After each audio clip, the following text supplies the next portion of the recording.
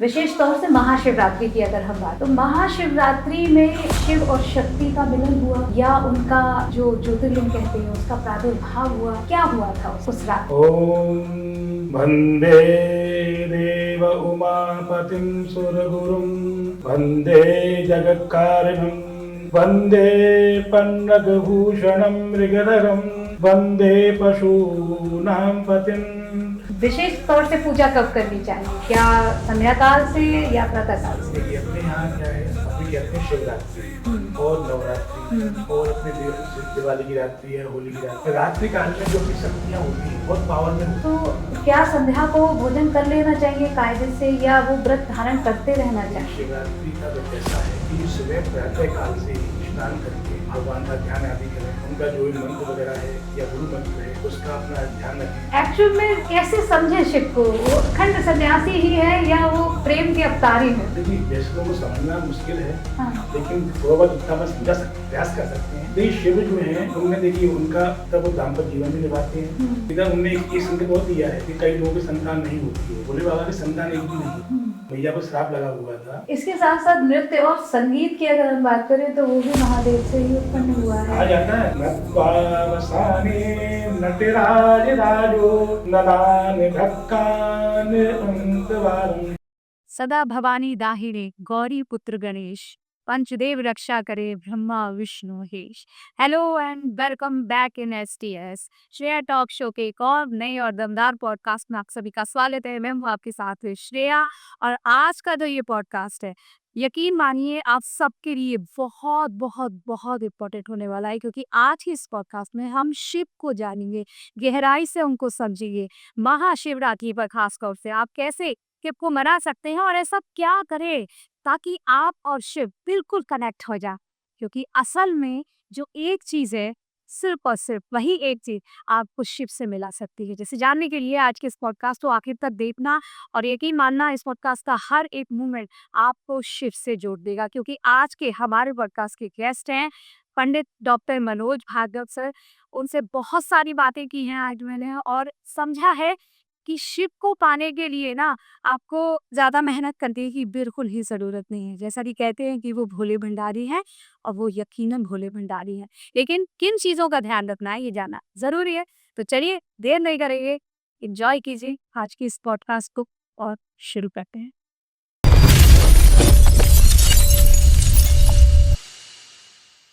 आपका बहुत बहुत स्वागत है आज के मेरे इस पॉडकास्ट में पंडित जी। और हर हर महादेव सबसे पहले तो ये कहूँगी, क्योंकि महादेव की आज चर्चा करने वाले हैं हम। महादेव को बहुत करीब से जानने वाले हैं आपके माध्यम से, स्वयं आप वर्षों से उनकी आराधना कर रहे हैं। विशेष तौर से महाशिवरात्रि की अगर हम बात करें तो महाशिवरात्रि में शिव और शक्ति का मिलन हुआ या उनका जो ज्योतिर्लिंग कहते हैं उसका प्रादुर्भाव हुआ, क्या हुआ था उस रात्रि? ये शुरुआत में तो यही कहूँगा कि भोले बाबा के विषय में चर्चा करना तो उनकी बिना आज्ञा के या बिना इच्छा के किसी मानव के बस में तो है ही नहीं है। उनके बारे में क्या मैं बता सकता हूँ, मैं आपको उनकी कृपा हो उतना ही आपसे बता सकता हूँ मैं। तो सर्वप्रथम बहुत थोड़े भोले बाबा थोड़ा ध्यान कर लिया जाए। ओम वंदे देव उमापतिं सुरगुरुं वंदे जगत्कारणं वंदे पन्नगभूषणं मृगधरं वंदे पशूनां पतिं वंदे शूरशशाङ्कवह्निनयनं वंदे मुकुन्दप्रियं वंदे भक्तजनाश्रयं च वरदं वंदे शिवं शंकरम्। ओम नमः शिवाय, ओम नमः शिवाय। क्या है कि पहले तो सभी आपके द्वारा आपने मुझे इतना अच्छा मौका दिया कि भोले बाबा के विषय में मैं कुछ चर्चा कर सकूं, इतना मैं सामर्थ्यवान आपके द्वारा सबके द्वारा हो सका। आज मैं सबका आभारी हूं मैं इसके लिए। तो आपने शिवरात्रि के विषय में बहुत उत्तम प्रश्न पूछा है। तो सबसे पहले बात अपन करें कि शिवरात्रि का महत्व।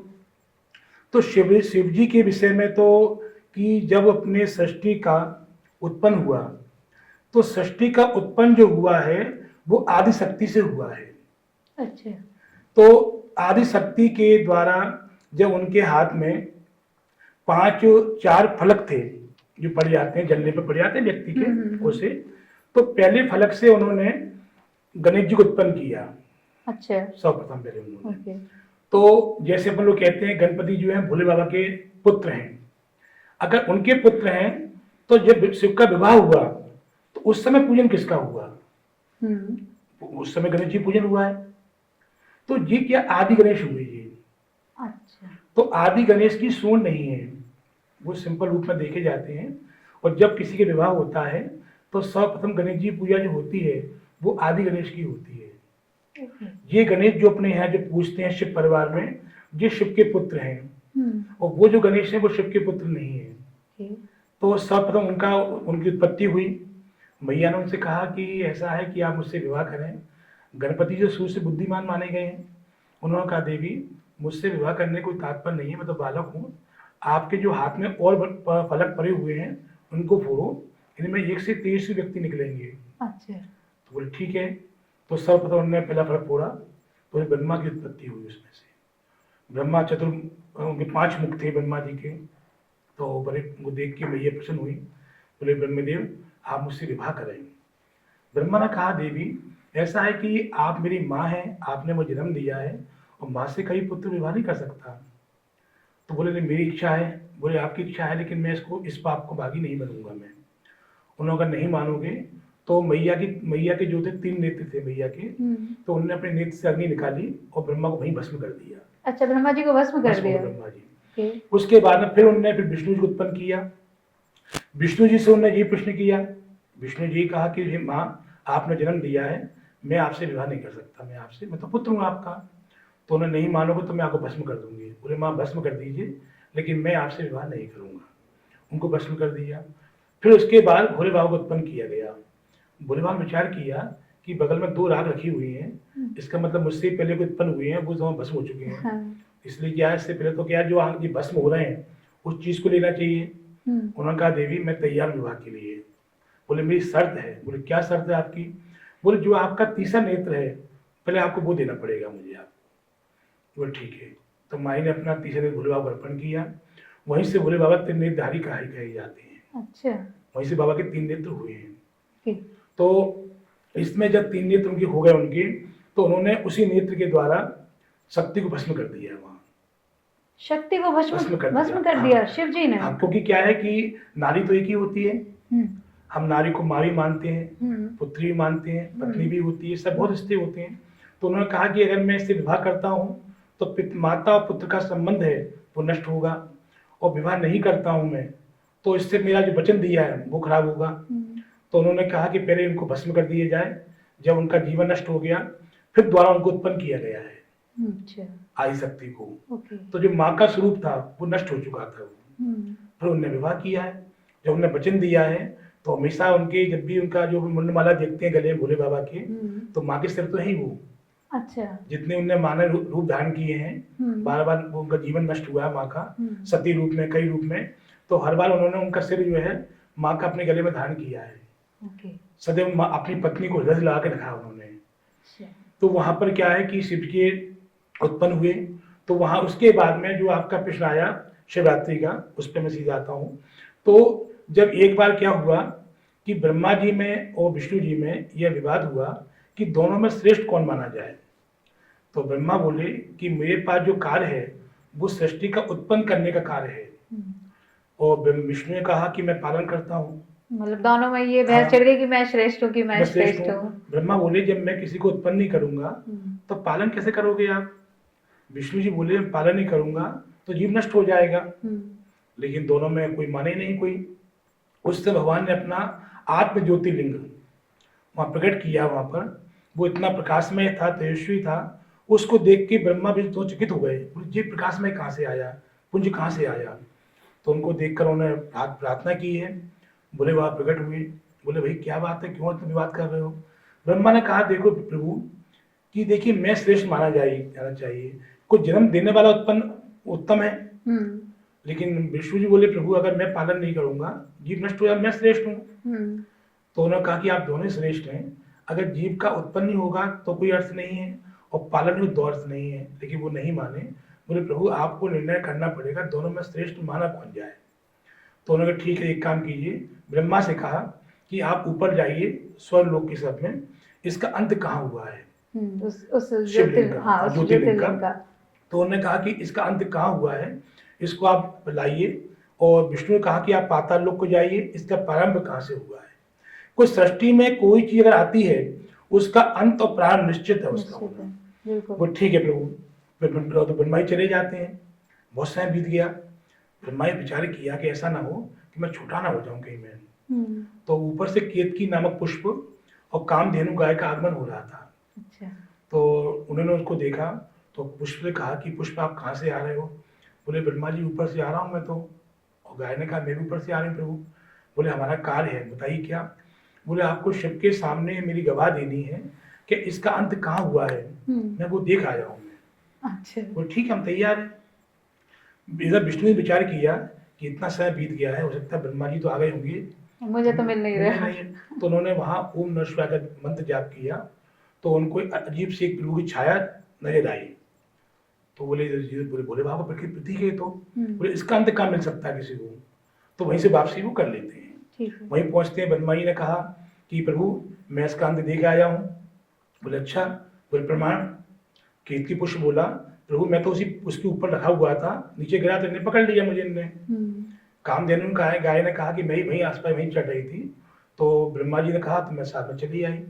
तो वहां उन्होंने भोले बाबा ने कहा कि देखिए केतकी पुष्प बहुत सुंदर पुष्प माना गया अपने यहाँ। तो उन्होंने श्राप दिया है केतकी पुष्प को वहां पर कि आज के आपने असत्य भाषण किया है, इसलिए आप कलयुग में पूजा में उपयोग में नहीं आओगे। महादेव की पूजा में केतकी के पुष्प किसी भी पूजा में केतकी का पुष्प नहीं आते ही नहीं है। और उसके बाद में कामधेनु गाय को कहा है कि गाय जो है धर्म की प्रतीक मानी गई अपने यहाँ। बोले आपने धर्म का प्रतीक होने के साथ में असत्य भाषण किया आपने, इसलिए जो है आज से जो आपका मुख है, आप जगह जगह भ्रष्टा खाओगे कलयुग में। अच्छा। तो गाय कलयुग में भ्रष्टा खाती है। हाँ, कई बार ये श्राप भी उनको उसी दौरान मिला था। भोले बाबा ने दिया ना। ओके। तो इतने में क्या है, विष्णु जी का आगमन भी हो गया। विष्णु का प्रभु मैं तो अपनी पराया स्वीकार करता हूँ, मैंने खूब प्रयास किया, लेकिन इसका अंत प्रारंभ कहाँ से हुआ मैं मुझे ज्ञात नहीं हो पाया है। तो वहाँ शिव ने कहा है कि हे विष्णु आपने सत्य बोला है, इसी कलयुग में आप सत्यनारायण से प्रसिद्ध होंगे। अच्छा। तो वहाँ से सत्यनारायण के जो सत्य पूजन करते, सत्यनारायण कथा करते हैं, वहीं से प्रारंभ हुई है सत्यदेव की कथा। तो वो सबको पता ही कथा के बारे में। तो वहाँ पर जब ये प्रारंभ हुआ तो वहाँ पर गाय ने क्षमा प्रार्थना मांगी है, प्रभु क्षमा कीजिए मेरी गलती हुई है। भोले बाबा ने कहा है कि आज के बाद कि कोई भी आपकी पूजा करेगा तो आपकी गाय की पूंछ की पूजा होती है, गाय के माथे की पूजा नहीं की जाती। मुख गाय का शुद्ध माना गया है। जब अपन गौदान भी करते हैं पूंछ पकड़ के ही किया जाता है। गाय का पिछले हिस्सा गौमूत्र है, गोबर है, दूध है, इस सब को पवित्र माना गया है, मुख को शुद्ध माना गया है। तो यहाँ पर वहां से जब ये प्रकट हो गया है, जब उनसे बोला गया तो वहां सभी देवताओं ने आके उस शिवलिंग की वहां पूजन किया है। अच्छा। और 4 पैर उन्होंने पूजन किया है।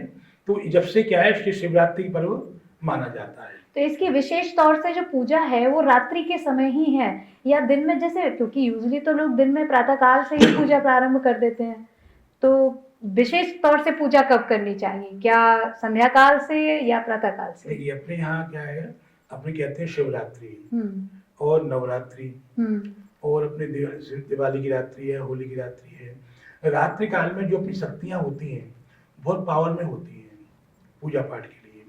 तो शिव की रात्रि जो कही गई है, अपने दिन में 8 पैर होते हैं, 4 पैर होते हैं दिन में और 4 पैर होते हैं रात्रि काल में।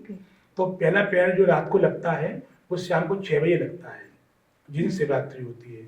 शिवरात्रि कब मानी जाती है, जब त्रयोदशी और चतुर्दशी दोनों मिलती हैं, जब शिवरात्रि का त्योहार माना जाता है। तो सायंकाल के समय 6 बजे से लेकर और 9 बजे के मध्य में पहली पूजा होती है भोले बाबा की।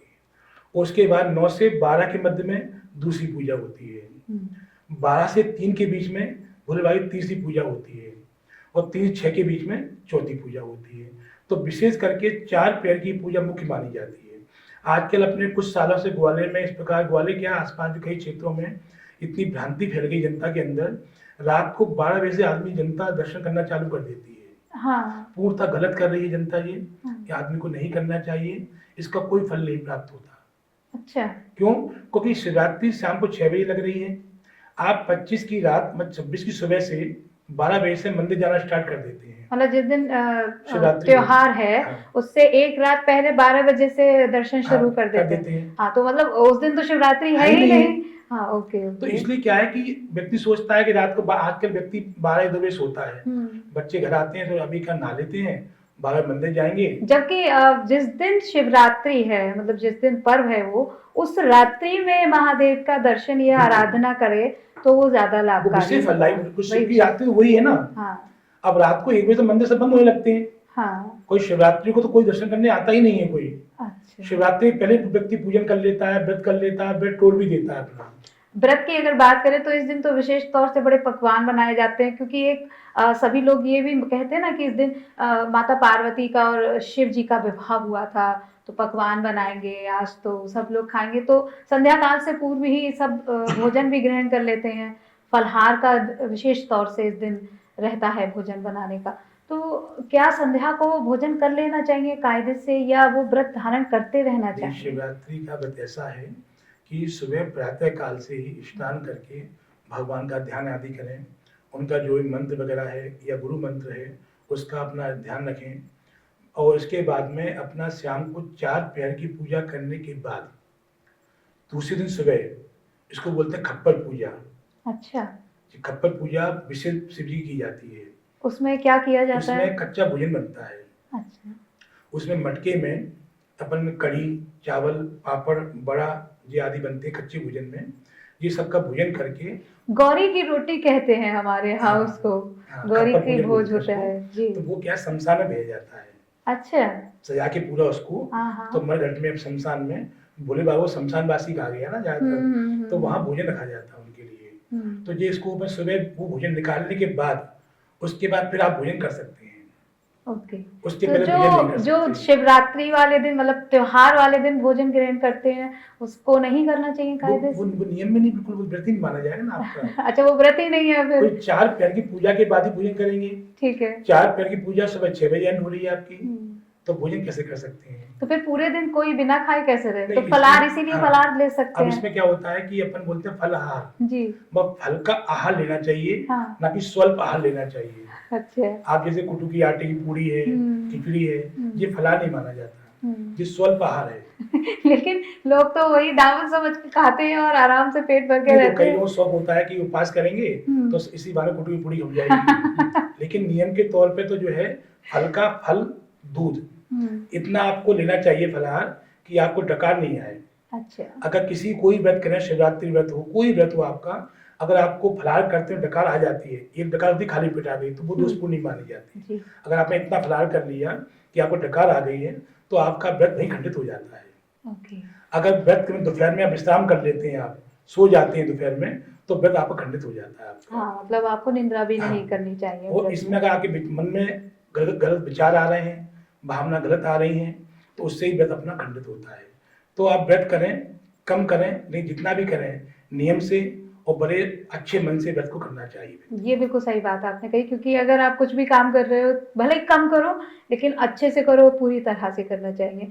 अब क्योंकि व्रत की बात है और शिवरात्रि की बात हम कर ही रहे हैं, अगर शिव को और करीब से जानने की कोशिश करें पंडित जी, तो कौन है? क्योंकि आप तो महामृत्युंजय जो साक्षात महामृत्युंजय हैं महादेव, उनकी आराधना करते रहे हैं आप, मार्कंडेश्वर महादेव की आराधना करते रहे हैं।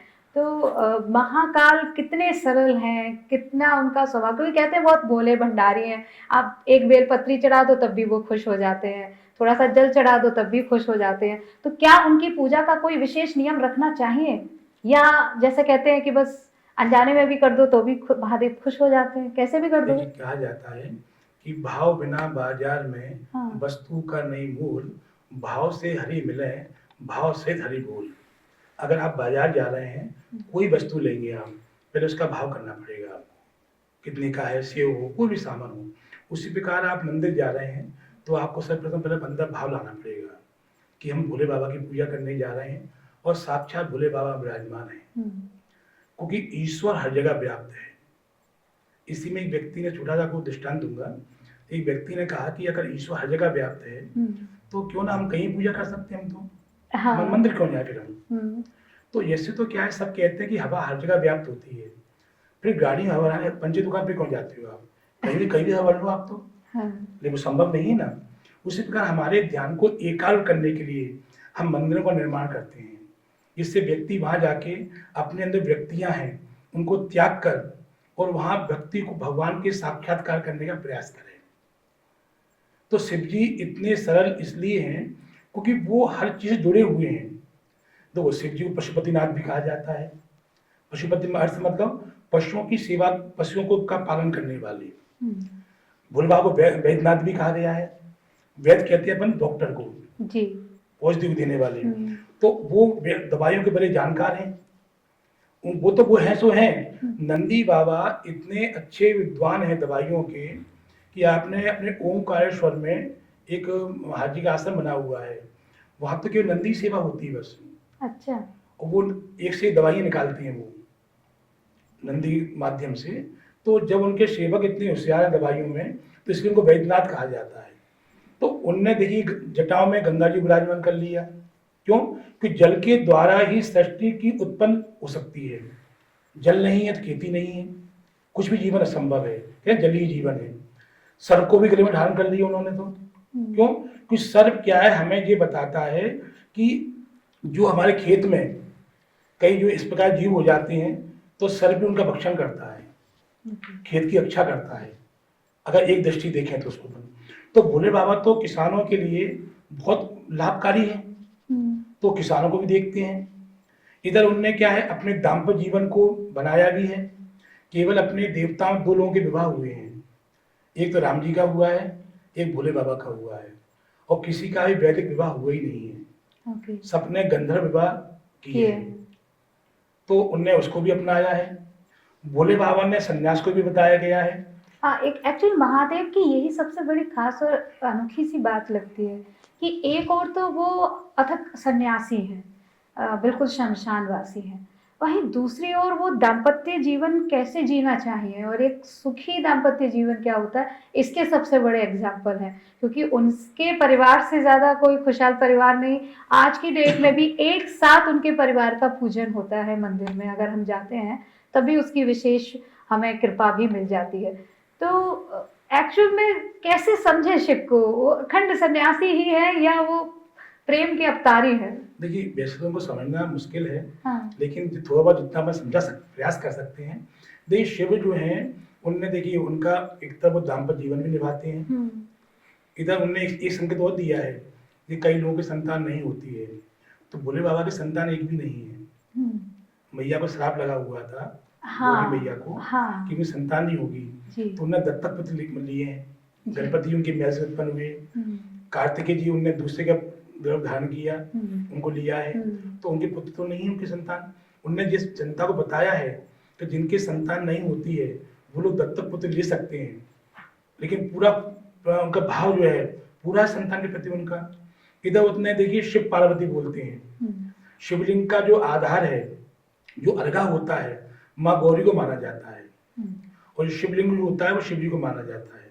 तो उन्होंने कहीं भी कहते हैं कि बिना नारी के पुरुष अधूरा होता है, यह शिव शक्ति। तो शिव क्या है, जो ई लगी है शिव में से, वो शक्ति स्वरूपा है, और ई अगर सब शिव में हटा दी जाए तो क्या बचेगा, शव। शव रह जाए। तो शव कोई मतलब का होता नहीं है। तो उन्होंने नारी का कितना सम्मान किया है, वहां शिव शक्ति हो गए अपने। इधर उन्होंने सभी को जो जंगल में रह के, जंगल में रहे वो, तो जंगल को देख रेख करना, व्यक्ति जब समझाया बताया है कि आप प्राकृतिक का, जो प्रकृति हमारी है उसकी देख रेख करना कितना हमारी अनिवार्य है। जो नदियां हमारी, वो कितने व्यक्ति की जरूरी है, उनको शुद्ध रखें, उनको प्रदूषण ना करें उसके अंदर। तो ये सब भोले बाबा सब बताया है संसार के प्रति, कि व्यक्ति को जल के द्वारा, खेत के द्वारा, तो अपने परिवार को साथ में रखें, साथ में आम जनता को भी साथ में रखें, और हर चीज के प्रति उन्होंने उदाहरण पैदा किया है। इसके साथ साथ नृत्य और संगीत की अगर हम बात करें तो वो भी महादेव से ही उत्पन्न हुआ है। कहा जाता है नत्वावसाने नटराज राजो ननान ढक्कान अंकवारम। तो ये क्या है, भोले बाबा के द्वारा ही हम जो आज जो शब्द बोल रहे हैं, उन्होंने शब्द का निर्माण किया है। हम्म, जब उन्होंने नटराज बन के डमरू बजाया है, डमरू से जो शब्द निकले हैं, ये आई ओण, लिख, ए ओंग, आई यौच, हया भरट, ये अपने शब्द है आ ई उ, ये सब ये डमरू से निकले 14 सूत्र। तो जब डमरू बजाया है जब उनका, तो डमरू से स्वर निकले हैं, उसी के जो शब्द निकले हैं, जो आ ई उ, लिख, ए ओंग, आई यौच, हया भरट, कवय, कपट, ये सब निकले 14 सूत्र ये। अच्छा। तो ये सूत्रों के डमरू जो उससे नृत्य किया, नटराज बोलते हैं, तो उन्होंने नृत्य करते हैं, डमरू बजाया है, ये सूत्र निकले हैं, 14 सूत्र बोले जाते हैं इनको, जो व्याकरण में दिए हैं। अच्छा। शुरू में पहले अपने शुरुआत व्याकरण पढ़ेंगे अपन, तो व्याकरण शुरुआत यहीं से होती है। तो ये निकाले गए हैं, उसके द्वारा ही पाणिनि जी ने व्याकरण का रचना की है। तो रचना में जो हम शब्द बोल रहे हैं, ये सब शब्दों का उसके आगे प्रारंभ हुआ है। महादेव यहाँ भी हमारे साथ जुड़े हुए वो हैं। हर चीज का निर्माण उन्होंने किया है जी। तो उनको अगर शिव को हम ये कहें कि शिवरात्रि पर विशेष तौर से हम कैसे मनाएं, क्योंकि कहते हैं कि उस रात्रि में एक कॉस्मिक एनर्जी, जैसे कि आपने कहा कि रात में बहुत ज़्यादा होती है, अगर हम विज्ञान की तरफ से समझें तो कॉस्मिक एनर्जी बहुत हाई पावर पर होती है और हम उसको महसूस कर सकते हैं। और अगर रात्रि जागरण करें तो ज़्यादा लाभ मिल सकता है उसका। आराधना करनी चाहिए या रात में पूजा करनी चाहिए महादेव की, या सिर्फ ध्यान करने से भी शिव मिल जाएंगे? देखिए क्या है कि राम राम तो सब कहें, दशरथ कहे न को, एक बार दशरथ कहे कोटि यज्ञ फल होए। कि राम राम कहने से राम नहीं मिलते। जब हमारी 10 इंद्रियां हैं, सबको हम 10 मतलब 10 इंद्रियां, इन सबको एकाग्र करके हम प्रभु का एक क्षण भी अगर नाम ले लेते हैं, तो हमें प्रभु की प्राप्ति हो जाती है। तो आप ये नहीं कि जो व्यक्ति 4 पैर पूजा ही करेगा उसी को ईश्वर मिलेंगे, ये कहना गलत है। ओके। लेकिन आप 4 पैर पूजा करें, उसका कारण ये होता है कि पहला पैर प्रतीक काय का है। अच्छा। 6 से 9 ये है हमारे स्वस्थ जीवन का, स्वस्थ भोजन का ये प्रतीक माना जाता है। तो यहाँ व्यक्ति को जब व्यक्ति पहले जब पैर पूजन करता है, तो वो हमारे जीवन के, सुख जीवन के, अपने परिवार को देखने के लिए, सबके साथ अच्छा भोजन आदि के लिए, इनको पवित्र करने के लिए पहले पैर की पूजन किया जाता है। दूसरा पैर होता है हमारा 9 से 12, तो ये प्रतीक होता है हमारा हमारे दाम्पत्य जीवन के लिए।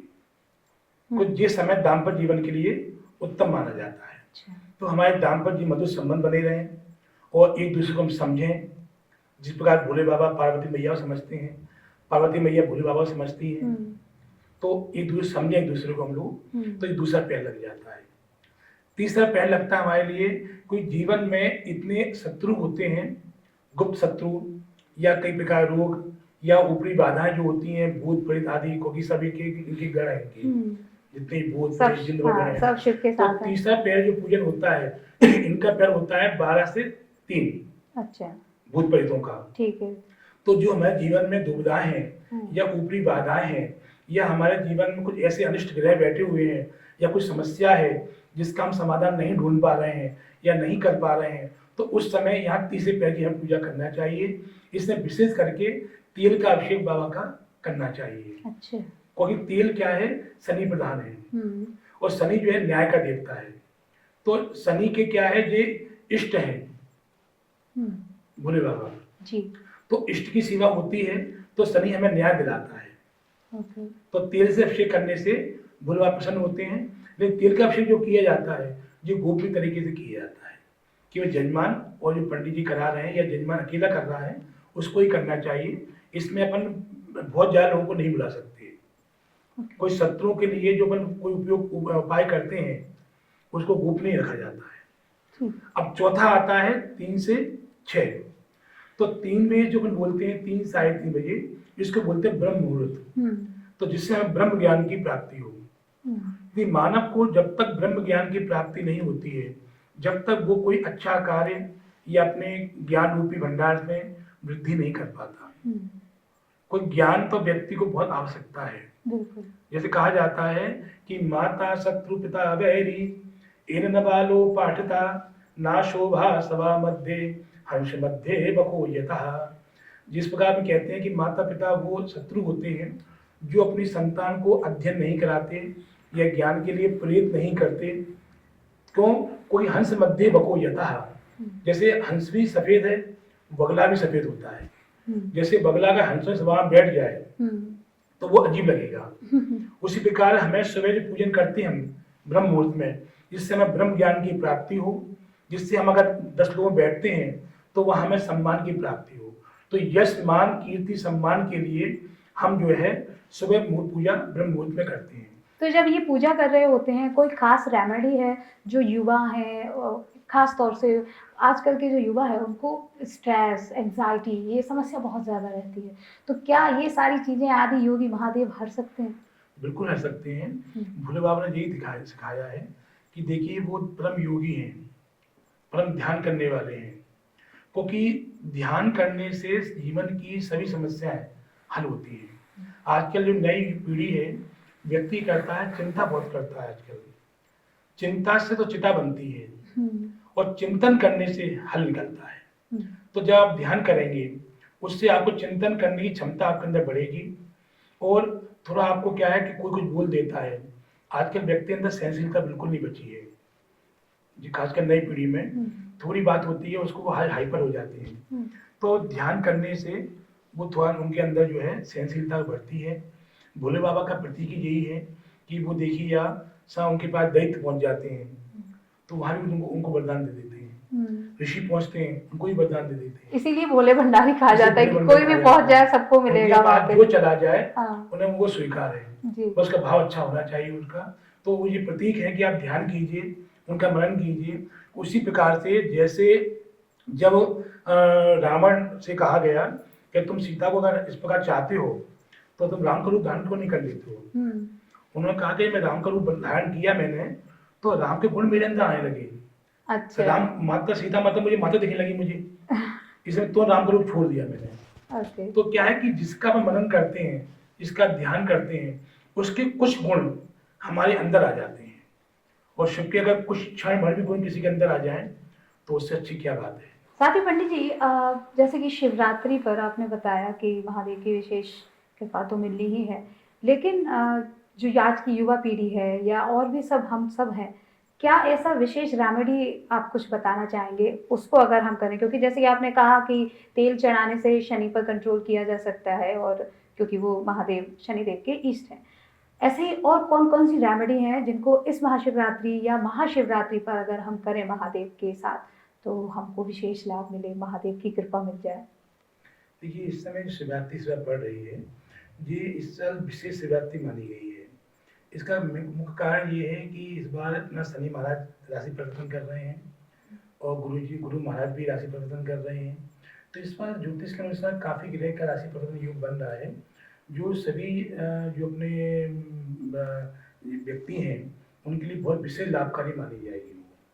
और इस बार क्या है कि अपना कुंभ भी पड़ा है, महाकुंभ जी। जो 144 साल बाद पड़ता है। तो ये बहुत अच्छा पर्व है और महास्नान भी उस दिन 26 तारीख को माना गया है। तो जो लोग इस प्रकार अपने चंद्र की पीड़ा से जो परेशान हैं उनके लिए जो है विशेष करके भोले बाबा के ऊपर शिवरात्रि के दिन करीबन हो संभव हो सके तो अपना 1008 बेलपत्री भगवान को अर्पण करें, अगर ना हो तो 108 कर दें। साथ में कि अपने मूंगफली का प्रसाद बाबा को विशेष प्रिय होता है। शिवरात्रि के दिन मूंगफली और बेर का विशेष महत्व बताया जाता है, जी बाबा को प्रिय है। मैया को भी यहाँ उस समय बेर प्रिय थे, तो मैया को ही बाबा ने इस दिन बेर खिलाए हैं। तो इसलिए बेर बाबा को प्रिय रहते हैं। अच्छा। शिवरात्रि के दिन अच्छा। तो बेर का प्रसाद और हाँ। मूंगफली का प्रसाद बाबा को जरूर आज के दिन अर्पण करना चाहिए शिवरात्रि को, जिससे उनका जो व्यक्ति को मन की दिक्कत आती है वो दूर रहे। एक चीज़ और पूछना चाहूँगी पंडित जी, क्योंकि भांग जो होती है विशेष तौर से महादेव को चढ़ाई जाती है और लोग इस दिन भांग को प्रसाद के तौर पर ग्रहण भी करते हैं, तो ये कितना सही है? क्योंकि महादेव तो महादेव है, वो भांग पिए या धतूरा खाएं या शमशान में रहें, लेकिन क्या हमें भांग का सेवन करना चाहिए?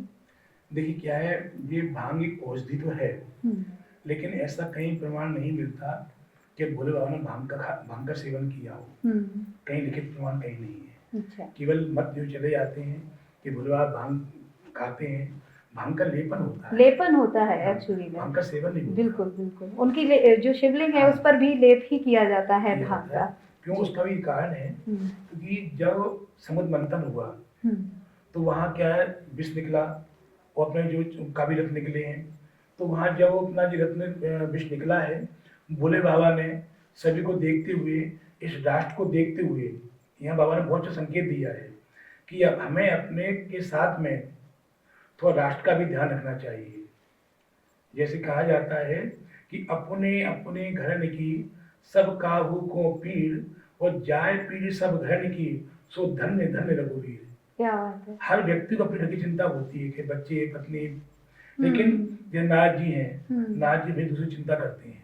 हम्म, तो यहाँ बाबा ने क्या है, संसार को देखते हुए जब कोई आगे नहीं आया तो भोले बाबा स्वयं आगे आए, बोले इसका पान मैं करूंगा।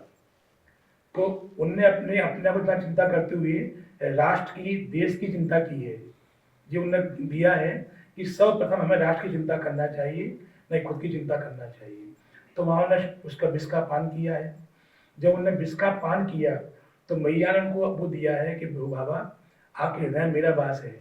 तो मैया ने भाई हाथ रख दिया कंठ पे, हम्म, तो उनने विष को अंदर नहीं लिया है। तो मैया में क्षमता नहीं थी कि विष का सेवन कर सकें, हम्म, तो बाबा ने कंठ को वहीं धारण कर लिया है इसको। तो हम्म, वहाँ बोलते हैं नीलकंठ। जी तो वहाँ से नीलकंठ का प्रारंभ हुआ। जी। जब उसकी इतनी उष्णा थी, गर्मी थी विष की, कि 3 लोग जलने लगे, तो वहाँ सर ने चिंतन किया, बोले क्या करना चाहिए बाबा को आराम मिले। तो वहाँ गंगा का आह्वान किया गया है और जटा में गंगा को विराजमान किया गया, जिससे बाबा पर जल चढ़ता चढ़ता रहेगा तो ठंडक मिलेगी उनको। लेकिन ऐसा नहीं हुआ। उसके बाद चंद्रमा का ध्यान किया गया कि चंद्रमा शीतल माना जाता है, वो जटाओं में विराजमान करो चंद्रमा को तो शीतलता मिले, वो भी नहीं मिली उनको। तो वहां पर क्या है, जब मैया के विष के बाद में लक्ष्मी का भी समुद्र से उत्पत्ति हुई है, लक्ष्मी मैया की भी। तो लक्ष्मी मैया जब वरण करने के लिए सबके सामने वरमाला लेके गई हैं, जैसे भोले बाबा के सामने गई हैं तो माई के स्तन से दूध गिरा है। वो दूध जैसे भूमि पे गिरा तो वहां से बेलपत्र के वृक्ष की उत्पत्ति हुई है। अच्छा। तो दूध जो होता है ठंडा होता है, इसलिए शिव जी को बेलपत्री विशेष चढ़ाई जाती है हर पूजा में। शिवरात्रि विशेष है ही, क्योंकि बेलपत्र ठंडा होता है तो उनको ठंडक मिले। तो यहाँ जब भी उनको ठंडक नहीं मिली है तो यहाँ पर क्या है, फिर सब देवता विचिंतन करके श्रावण मास की उत्पत्ति की गई है। तो श्रवण नक्षत्र जो 27 नक्षत्र होते हैं, जो चंद्रमा की पत्नियां हैं 27, उसमें श्रवण नाम की एक पत्नी है जी। तो श्रवण नाम के नक्षत्र से श्रावण मास की उत्पत्ति हुई है। अच्छा। तो वहां श्रवण से श्रवण तक श्रावण 27 दिन का होता है। तो 27 दिन तक भोले बाबा पे दूध लगातार चढ़ता गया, उन पे बेलपत्ती चढ़ी है, धतूरा चढ़ा है और भांग का लेपन किया गया है। ओके। जिससे वो ठंडक मिले उनको। मतलब वो बेसिकली जो विष महादेव ने धारण किया था उसकी गर्मी को मिटाने के लिए ये सारी चीजें जो हैं उनके ऊपर अर्पित की जाती हैं ताकि उनको शीतलता रहे और उनको अच्छा महसूस हो और उनकी कृपा हमको मिलती रहे। ये एक अच्छी बात है। साथ ही हम जैसे जाने कि अगर शिवरात्रि पर महादेव का ध्यान करें, जप करें, तो हमारे जीवन में पॉजिटिविटी और क्लियरिटी कैसे, क्या जप करने से क्लियरिटी आ सकती है, पॉजिटिविटी आ सकती है? बिल्कुल आ सकती है। अगर ज्यादा कोई कुछ ना कर पाए और सिर्फ जप ही करे तो? नहीं, जब भी न कर पाए केवल ध्यान करें बाबा का, ठीक। क्योंकि अपन जिसका ध्यान करते हैं उसके गुण हमारे अंदर आ जाते हैं। तो बाबा का आपके जितना आप कर सकें भक्ति भाव से, जितना आपका मन एकाग्र हो सके, ठीक करें। वो 4 पैर में से एक पैर की पूजा करें, चाहे 10 मिनट करें, चाहे 1 घंटे करें, लेकिन उसी पैर में करें। क्योंकि आप क्या, जिस समय जो चीज का सेवन करना चाहिए, जो पूजा करना चाहिए, उस समय करेंगे आप तो अधिक लाभकारी रहेगी।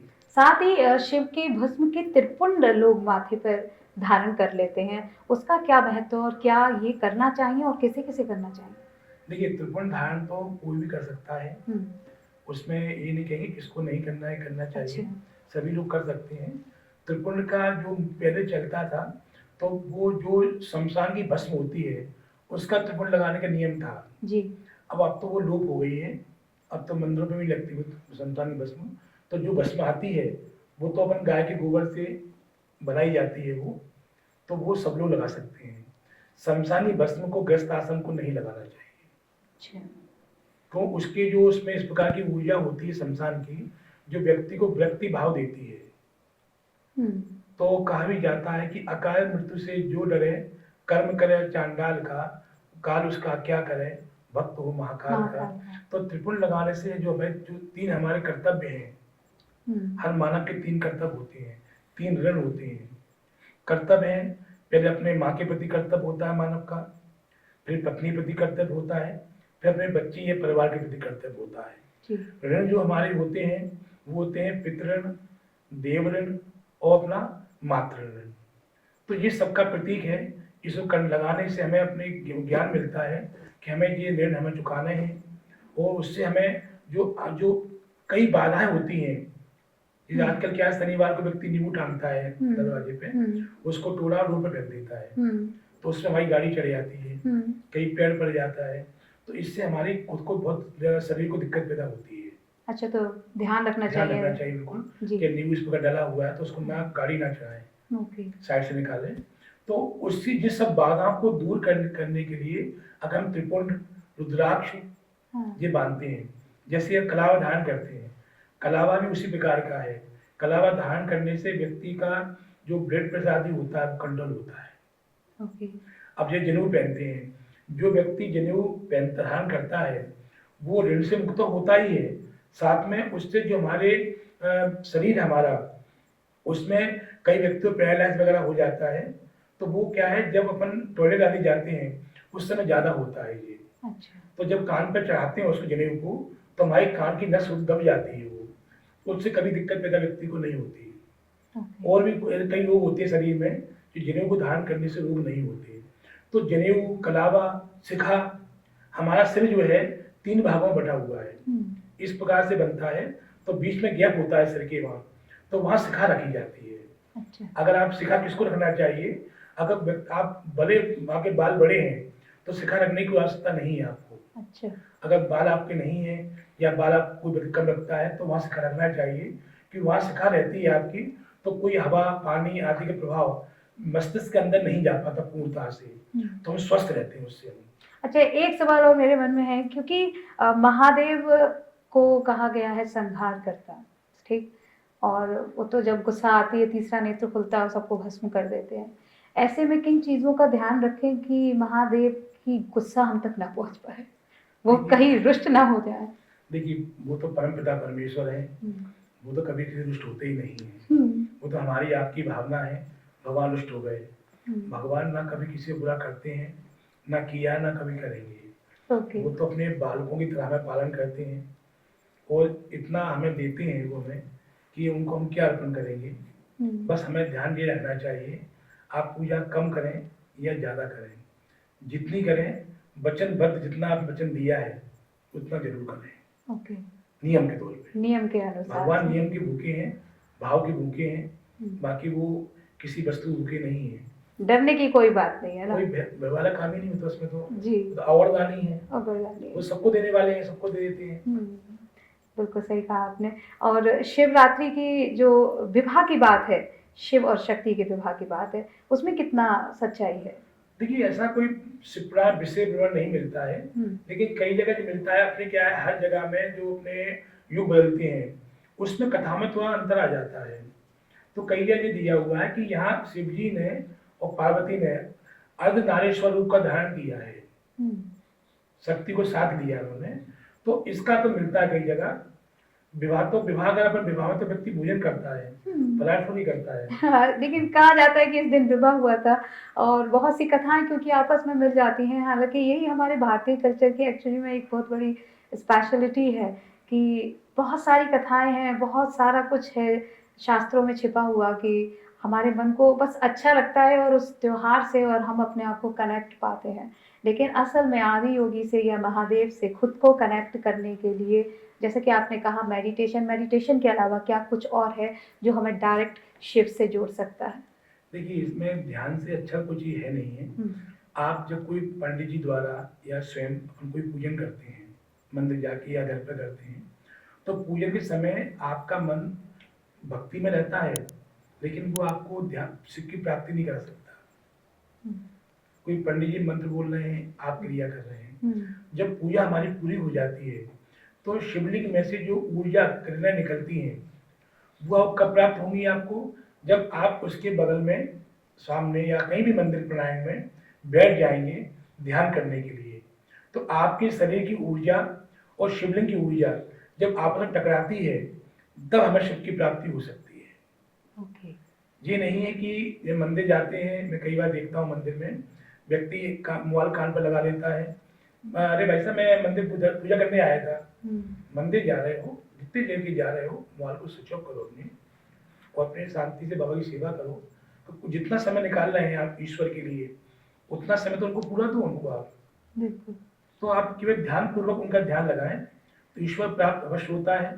समय कितना लग जाए, क्योंकि इसमें तो ईश्वर ही जानता है कितना समय लग सकता है कि आपका नंबर कब आएगा। बिल्कुल सही लेकिन बात उनकी है। कृपा जरूर प्राप्त होना चालू हो जाती है। ओके पंडित जी, लेकिन क्योंकि आखिर पॉडकास्ट में आते आते हमारे पास एक छोटा सा गेम रहता है, रैपिड फायर गेम, जिसमें कुछ सवाल मैं आपसे पूछूंगी, उसके आंसर आप मुझे दीजिएगा। ओके, तो सबसे पहला सवाल, अगर आपको शिव जी को सिर्फ एक शब्द में परिभाषित करना हो तो वो क्या होगा? त्याग, शक्ति, शांति? त्याग। महाशिवरात्रि पर शिव जी की पूजा में सबसे ज्यादा जरूरी क्या मानते हैं? जलाभिषेक, महामृत्युंजय मंत्र या रात्रि जागरण? रात्रि जागरण। शिव जी की कौन सी एक बात आज की पीढ़ी के लिए सबसे बड़ी प्रेरणा है? सादगी, ध्यान या क्रोध पर नियंत्रण? क्रोध पर नियंत्रण। ओके। आप शिव जी से अगर कोई एक वरदान मांग सकते तो वो क्या होता? असीम शांति, अनंत ज्ञान या अनवरत शक्ति? ज्ञान। ज्ञान। महाशिवरात्रि की रात आपको क्या ज्यादा आकर्षित करता है? शिव तांडव श्रोत का पाठ, ध्यान और साधना या शिव मंदिरों की भव्यता? ध्यान और साधना। ध्यान और साधना। लॉ ऑफ पेकर, आप एक ही बात पर आते हैं, मेडिटेशन, ध्यान, साधना, क्योंकि वही एक माध्यम है शिव को पाने का, शिव को प्राप्त करने का, ईश्वर को प्राप्त करने का। Thank you so much Pandit ji podcast में आने के लिए और इतनी सारी बातें मेरे साथ भी और हमारे व्यूअर्स के साथ में शेयर करने के लिए। Thank you so much. Har Har Mahadev. नमः शिवाय। नमः शिवाय। तो आज हमने जाना कि महादेव को पाने के लिए सिर्फ और सिर्फ साधना की जरूरत है, थोड़ी सी मेडिटेशन की जरूरत है। अगर आप ध्यान लगाकर शिव पर हृदय से सिर्फ एक बेलपत्री भी चढ़ा देंगे तब भी महादेव खुश हो ही जाएंगे। और खास तौर से इस शिवरात्रि यदि आप ध्यान कर लें, जैसा कि आज पंडित जी ने हमें इतनी सारी बातें बताई हैं, उसमें से अगर एक बात भी आप फॉलो करेंगे ना, मैं आई एम श्योर कि आपकी लाइफ में बहुत सारे चेंजेस आ सकते हैं। और खास तौर से अगर एंजाइटी है आपकी लाइफ में, अगर कहीं रुकावटें आ रही हैं, आपका मन अशांत रहता है, तब तो बस शिव जी की शरण में ही चले जाइए। और क्योंकि अभी वक्त पॉडकास्ट को खत्म करने का है, तो आई होप कि आज का ये पॉडकास्ट आपको पसंद आया होगा। अगर हाँ सच में, तो लाइक कर देना, ज्यादा से ज्यादा इसे शेयर कर दो ताकि महाभक्त जो महादेव के हैं उन तक ये बात पहुंचे, जो भक्त नहीं है उन तक भी ये बात पहुंचे और शिव को हम ध्यान करके अच्छी तरह से समझ सके। और अगर अभी तक चैनल को सब्सक्राइब नहीं किया है तो जल्दी से कर लेना। फिर एक नए पॉडकास्ट में जल्दी से होगी फिर मुलाकात। तब तक के लिए खुश रहिए, मस्त रहिए, खुद से प्यार करते रहिए। Thank you. राधे।